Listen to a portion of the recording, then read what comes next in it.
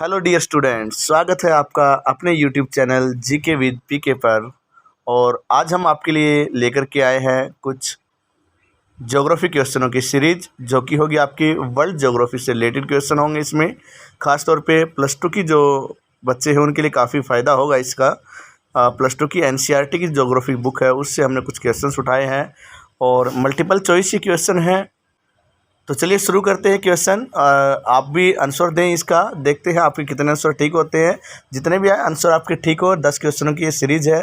जितने भी क्वेश्चन ठीक हो आपके कमेंट में ज़रूर जवाब दीजिए कि आपके कितने क्वेश्चन सही हुए हैं। तो चलिए शुरू करते हैं क्वेश्चनों की सीरीज।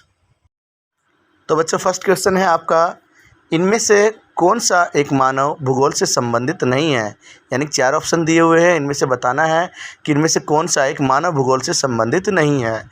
फर्स्ट है क्षेत्रीय विभिन्नता, सेकंड है मात्रात्मक क्रांति, थर्ड है स्थानिक संगठन और फोर्थ है अन्वेषण एवं वर्णन।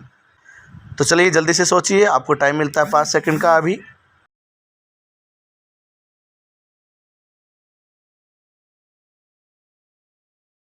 तो इसका सही जवाब है मात्रात्मक क्रांति, यानी कि ऑप्शन बी इसका सही जवाब रहेगा। सेकंड क्वेश्चन है आपका, मानव भूगोल क्रियाशील मानव और अस्थायी पृथ्वी के परिवर्तनशील संबंधों का अध्ययन है, यह कथन किसका है। यानी कि ये शब्द किसने कहे हैं कि मानव भूगोल क्रियाशील मानव और अस्थायी पृथ्वी के परिवर्तनशील संबंधों का अध्ययन है।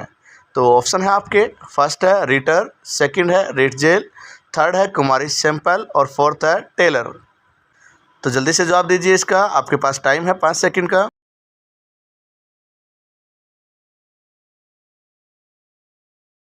तो डियर स्टूडेंट्स, इसका आंसर है कुमारी सैंपल, यानी कि ऑप्शन सी इसका सही आंसर रहेगा। थर्ड क्वेश्चन है आपका, मानव भूगोल का जनक किसे कहा जाता है। यानी मानव भूगोल के जनक यानी मानव भूगोल के पिता किसे कहा जाता है। तो ऑप्शन है आपके, फर्स्ट है स्ट्राबो, सेकंड है टोलमी, थर्ड है हेकल और फोर्थ है रेटजेल। तो जल्दी से आंसर दीजिए, आपका टाइम शुरू होता है अब।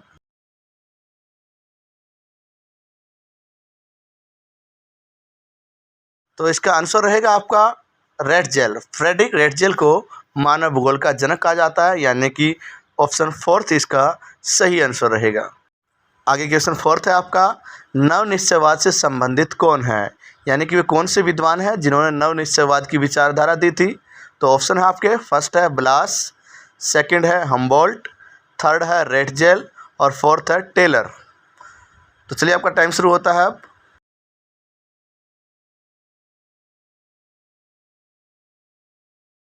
तो डियर स्टूडेंट, इसका आंसर रहेगा आपका टेलर।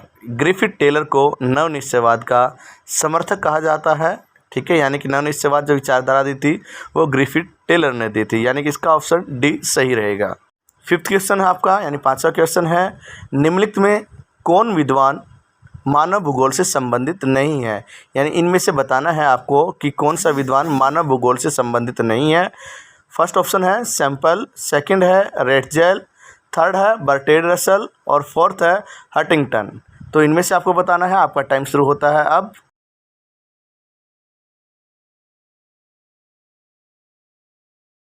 तो स्टूडेंट, इसका सही आंसर है बर्टेड रसल, यानी कि थर्ड ऑप्शन इसका सही आंसर रहेगा। ये मानव भूगोल से संबंधित नहीं है। अगला क्वेश्चन है आपका, यानी 6 क्वेश्चन है आपका, दिए गए कथनों में से कौन सा एक भूगोल का वर्णन नहीं करता। यानी कुछ कथन दिए गए हैं, इनमें से आपको बताना है कि इन कथनों में से कौन सा एक भूगोल का वर्णन नहीं करता।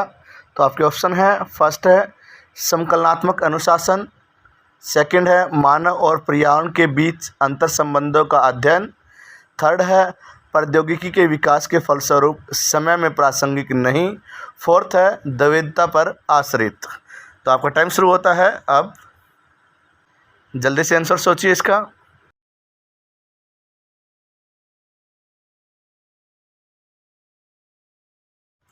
तो इसका आंसर है आपका ऑप्शन सी, यानी कि प्रौद्योगिकी के विकास के फलस्वरूप समय में प्रासंगिक नहीं। ये जो कथन है ये भूगोल का वर्णन नहीं करता।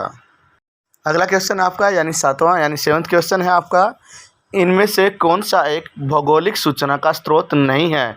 यानी कुछ ऑप्शन दिए हुए, इनमें से बताना है कौन सा भौगोलिक सूचना का स्रोत नहीं है। ऑप्शन है आपके, फर्स्ट है यात्रियों के विवरण, सेकंड है प्राचीन मानचित्र, थर्ड है चंद्रमा से चट्टानी पदार्थों के नमूने, और फोर्थ है प्राचीन महाकाव्य।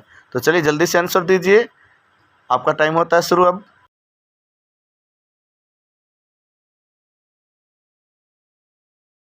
तो स्टूडेंट इसका आंसर है प्राचीन महाकाव्य। यानी प्राचीन महाकाव्य जो है वो भौगोलिक सूचना के स्रोतों में शामिल नहीं है। तो ऑप्शन डी इसका सही आंसर रहेगा। नेक्स्ट क्वेश्चन है आपका, यानी 8th क्वेश्चन है आपका, प्रकृति और मानव के बीच पारस्परिक क्रिया का सबसे महत्वपूर्ण कारक कौन है? अर्थात मानव और प्रकृति के बीच जो क्रियाएं होती है उसमें कौन महत्वपूर्ण भूमिका निभाता है? तो आपके ऑप्शन है, फर्स्ट है बुद्धिमत्ता, सेकंड है तकनीक, थर्ड है सूझबूझ, फोर्थ है भाईचारा। तो जल्दी से आंसर दीजिए, आपका टाइम शुरू होता है।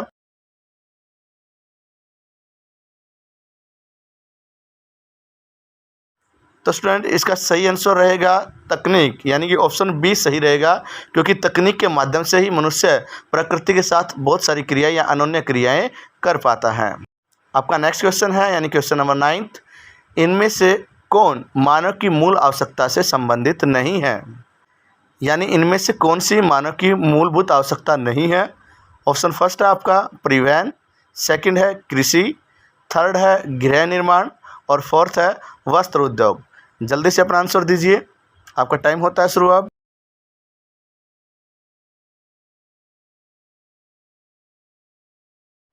तो इसका सही आंसर है आंसर ए, यानी कि परिवहन।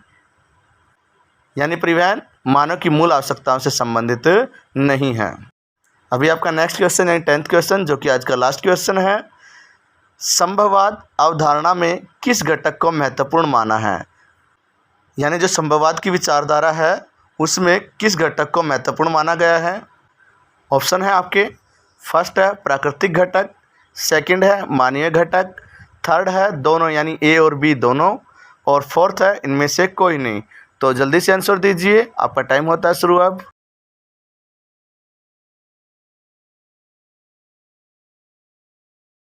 तो स्टूडेंट इसका सही आंसर रहेगा ऑप्शन सी, यानी ए और बी दोनों, यानी प्राकृतिक घटक और मानवीय घटक दोनों को ही संभववाद की अवधारणा में महत्वपूर्ण घटक माना है। तो स्टूडेंट आज के लिए बस इतना ही। आपको कैसा लगा ये क्वेश्चन बैंक? अगर वीडियो आपको पसंद आई है तो लाइक करें, शेयर करें वीडियो को, और चैनल को ज़रूर सब्सक्राइब करें, और कमेंट करके ज़रूर बताएं कि आपके इन 10 क्वेश्चन में से कितने क्वेश्चन सही रहे। Subscribe now and press the bell icon. Never miss an update.